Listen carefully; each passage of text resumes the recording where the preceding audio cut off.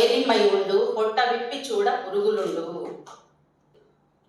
ఈ మధ్యకాలంలో మీరు ఒక ప్రెస్ మీట్లో మిమ్మల్ని వైఎస్ఆర్ పార్టీ వాళ్ళు ఎవరో ట్రోల్స్ చేస్తున్నారు అని చెప్పి మీరు మాట్లాడడం జరిగిందమ్మా. మిమ్మల్ని వైసీపీ పార్టీయో ఇంకొకళ్ళు ట్రోల్స్ చేయట్లేదు తల్లి. మీ వాళ్ళే మిమ్మల్ని ఎలాంటి ట్రోల్స్కి గురి చేస్తున్నారో ఒక్కసారి మీరు చూడాలని చెప్పి నేను తెలియజేస్తున్నాను తల్లి.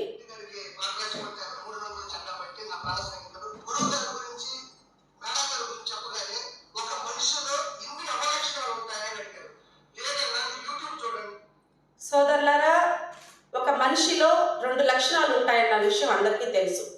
ఒకటి మంచి లక్షణాలు, 2 అవలక్షణాలు. వేమిరెడ్డి గారిని పక్కన కూర్చోబెట్టుకొని ఆయన అభిమాని, వీరాభిమాని, ఆయన పైన పాట రాసిన వ్యక్తి ఆయన ఏ రకంగా సంబోధిస్తున్నాడో మీరు చూడండి మీడియా మిత్రులారా.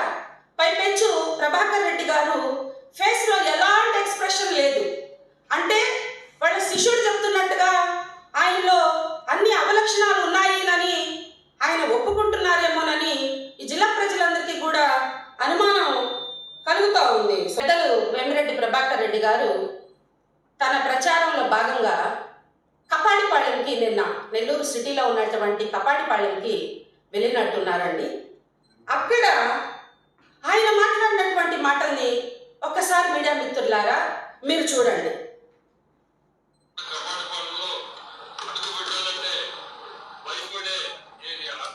అంటే కపాడిపాళెం అంటే భయపడే ఏరియానా?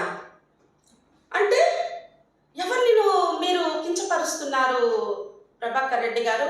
ఫోన్ సంభాషణని ఈ జిల్లా ప్రజలందరికీ కూడా వినిపించడం జరిగింది.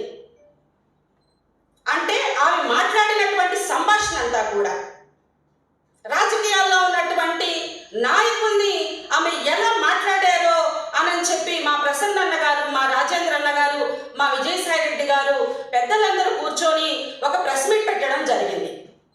ఆ ప్రెస్ మీట్కి వాళ్ళ యొక్క అనుచరులు ఒకరు కూడా ప్రెస్ మీట్ పెట్టి అవన్నీ కూడా అవాస్తవాలు, మా ప్రశాంతమ్మ ఎలాంటి సంభాషణ చేయలేదు అని చెప్పి ఆయన అబద్ధాలు చెప్పడం జరిగింది.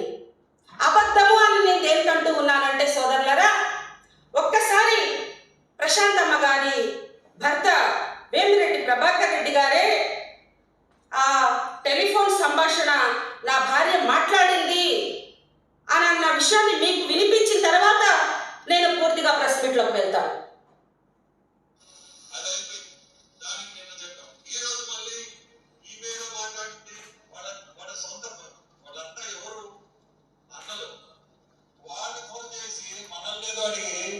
మనం ఏదో ఫ్రీగా మనం బ్రదర్ కదా మనం మాట్లాడితే ఈ మార్కెట్లో ఏది అంటే ప్రభాకర్ రెడ్డి గారు కన్ఫర్మేషన్ ఇచ్చేశారు. అయ్యా, నిన్న ప్రెస్ మీట్ పెట్టిన సోదరా వాళ్ళ భర్తే కన్ఫర్మేషన్ ఇచ్చేశారు, ఇప్పుడు నేను మాట్లాడవచ్చు అనుకుంటాను ఆ విషయాల గురించి. నువ్వు ఆడియోలో టెలిఫోన్ సంభాషణలో ఏం మాట్లాడావమ్మా? మాట్లాడావు అని కన్ఫర్మేషన్తో మాట్లాడుతున్నాను.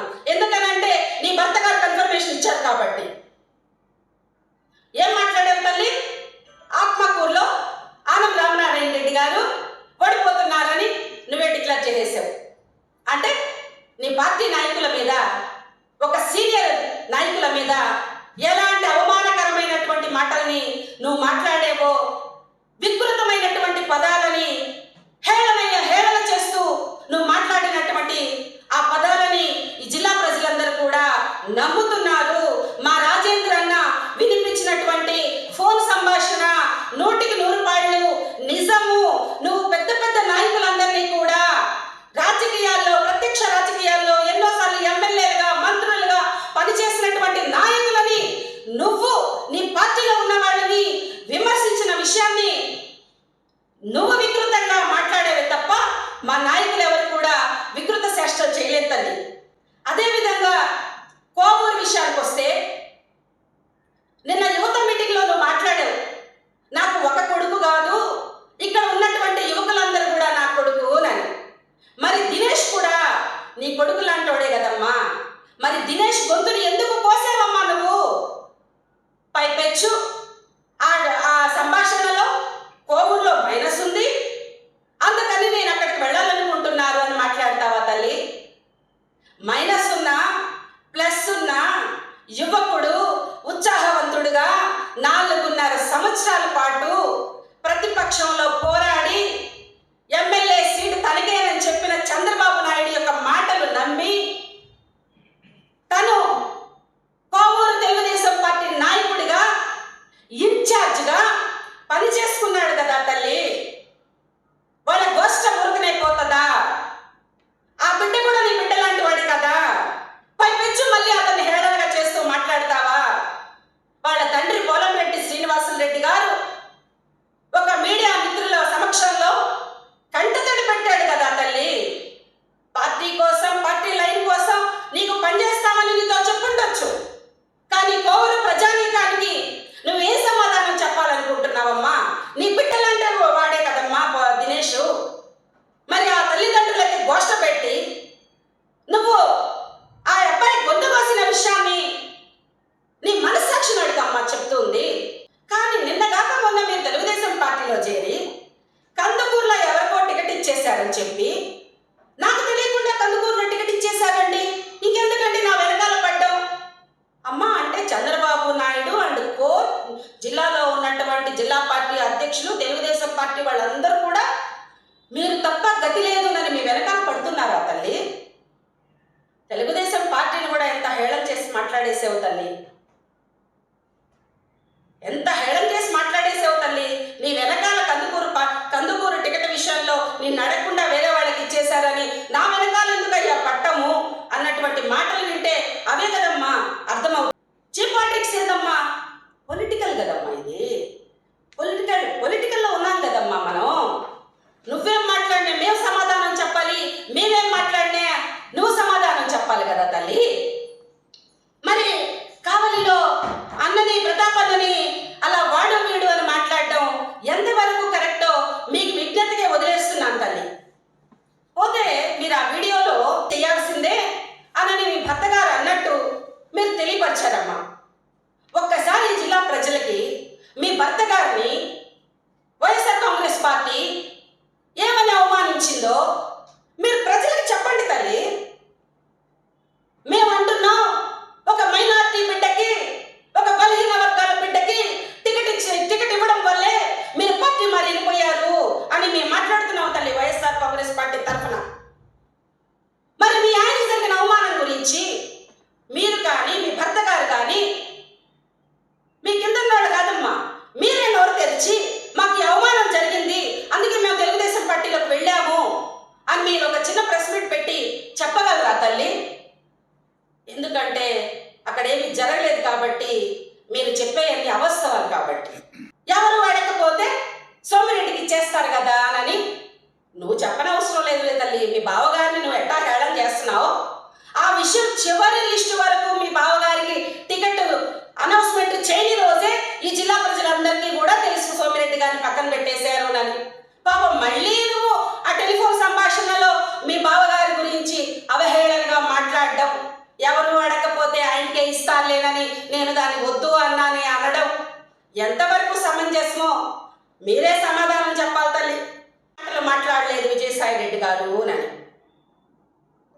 మీరు ఈ రోజుకి కూడా నల్లపరేట్ల గురించి, సోమిరెడ్ల గురించి చెప్పుకుంటూ ఉన్నారమ్మా. మీరు ఇంకా వాళ్ళ పేరు చెప్పుకోవద్దు తల్లి. మీరు వేమిరెడ్డి గారింటి కోడలయ్యారమ్మా. మీరు ఆ ఇంటి పేరు చెప్పుకోండి. నల్లపరేట్లు, సోమిరెడ్లు ఇంకా ఎందుకు తల్లి? ప్రజలకు అన్ని విషయాలు తెలుసమ్మా. మీరు వేమిరెడ్డి ప్రభాకర్ రెడ్డి భార్యగా, వేమిరెడ్డి వారింటి కోడలుగా మాట్లాడండి తల్లి. మా నల్లపరేట్ల ప్రసన్న అన్న గురించి, రాజేంద్ర అన్న గురించి వాళ్ళ ఇంటి పేరు ఎందుకమ్మా మీరు వాడుకునేది? ఇకపోతే మీరు ఇవన్నీ అడగడం, వయసుకు తగిన మాటలు మాట్లాడండి సాయిరెడ్డి గారు అని అనడం చూస్తూ ఉంటే ఎలా ఉందంటే 1000 ఎలకల్ని తిన్న పిల్లి తీర్థయాత్రకు పోయిందంట. ఇలాంటి నీతివంతమైనటువంటి మాటలు మీరు చెప్తూ ఉంటే 1000 ఎలకల్ని తిన్న పిల్లి తీర్థయాత్రలకు పోయిందంట. వయసుకు తగిన మాటలా? ఏం మాట్లాడారమ్మా మా విజయసాయిరెడ్డి గారు? పెద్దలంటే గౌరవం లేకుండా, లీడర్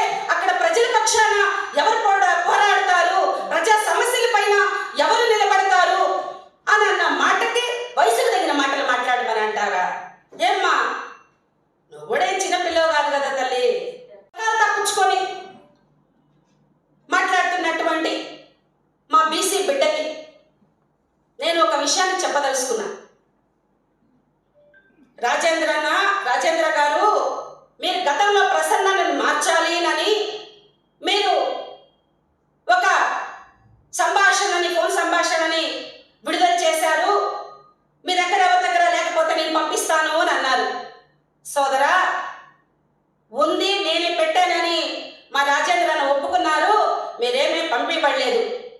ఎందుకనంటే ఈ మధ్య మా జిల్లా పార్టీ అధ్యక్షులు చంద్రశేఖర్ రెడ్డి గారు ఒక ప్రెస్ మీట్లో అనిల్ అన్న పేరు ఎత్తలేదు అని నువ్వు తెగ బాధపడిపోయి మా అన్న కొడుకు అనిల్ పేరెత్తలేదు అని నీకు తెగ బాధేసేసిందయ్యా. అయ్యా, మా అనిల్ అన్నకి టికెట్ రానికుండా చేయాలని నువ్వెంత హంగామా చేశావో, ఎంత హైరానా చేశావో, ఆయన్ని రాజకీయంగా భూస్థాపితం చేయాలని ఎన్ని కుట్రలు పన్నావో అన్న కొడుకని మొన్న మా జిల్లా అధ్యక్షుడు ఏదో ఒకసారి పేరు ఎత్తనందుకు మా అనిల్ అన్న పేరు ఎత్తమని నువ్వెవరయ్యా చెప్పేదానికి? నువ్వు మా ప్రత్యర్థివి కదయ్యా, నీది నువ్వు చూసుకో అయ్యా. మా అనిల్ అన్న పేరు ఎత్తమని నువ్వేంటయ్యా మాకు డైరెక్షన్ ఇచ్చేది? అంటే నువ్వు ఏమన్నా మా పార్టీలో ఉన్నావా? నిన్నంటూ ఉన్నావు నేను కోవట్టుని, నేను ఎప్పుడు వచ్చేసేసాను ఇట్టాడు ఎన్నీనని.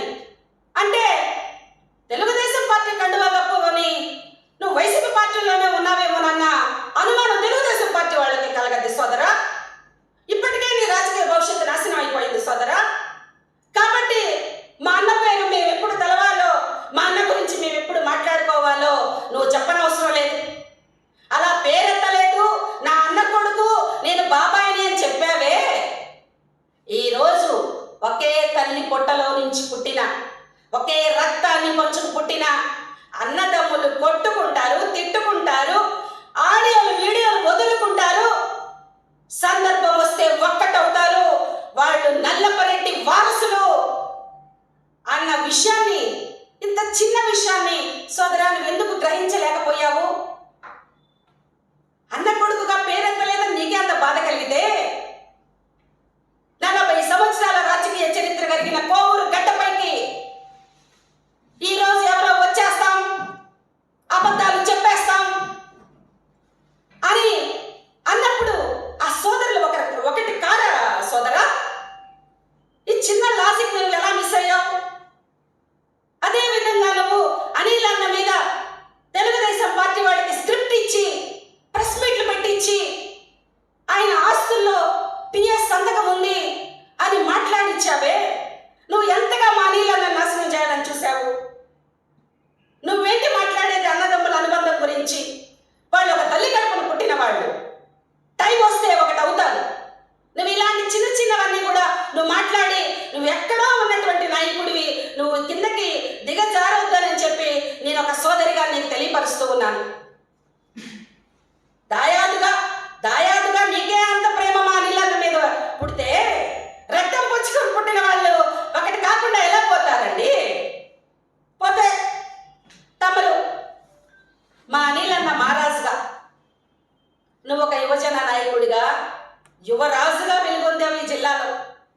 ఏంటి వైఎస్ఆర్ కాంగ్రెస్ పార్టీలో ఒక యువజన నాయకుడిగా, ఒక యువరాజుగా, ఒక షాడో మంత్రిగా చక్రం తిప్పిన నువ్వు ఈరోజు తెలుగుదేశం పార్టీలో చేరి తెలుగుదేశం పార్టీ ఆఫీస్లో ప్రెస్ మీట్ కూడా పెట్టలేని దుస్థితికి నిన్ను దిగజార్చిన మీ దొరసానమ్మ గారి గురించి ఒక్కసారి ఆలోచించు సోదరా.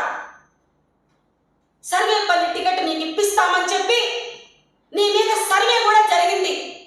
మరి నీ ఊసే లేకుండా సర్వేపల్లిలో సోమిరెడ్డికి ఇచ్చేస్తారు ఎవరు అడగకపోతే అన్నటువంటి మాటలు విన్నాకైనా నీకు బాధ అనిపించట్లేదా సోదరా? నువ్వు ఒక ఎమ్మెల్యేగా, ఒక ఎమ్మెల్సీగా అవుతావని మాలాంటి బీసీ నాయకులు అనుకుంటూ ఉంటే నిన్నేంటి సోదరా వాళ్ళు పూచిక పుల్ల లెక్కన వాళ్ళ ప్రెస్ మీట్లకు నిన్ను ఉపయోగించుకుంటూ ఉన్నారు సోదరా. నీ రాజకీయ భవిష్యత్తు ప్రశ్నార్థకం అయిపోతుంది సోదరా. పార్టీ ఆఫీసులో కూడా ప్రెస్ మీట్లు పెట్టలేని దుస్థితికి నువ్వు దిగజారిపోయావు అని అంటే నీ రాజకీయ భవిష్యత్తు ఎలా? మరెన్నో వీడియోల కోసం మా ఛానల్ ని సబ్స్క్రైబ్ చేసుకుని పక్కనే ఉన్న బెల్ ఐకాన్ ని క్లిక్ చేసి యాక్టివేట్ చేసుకోండి.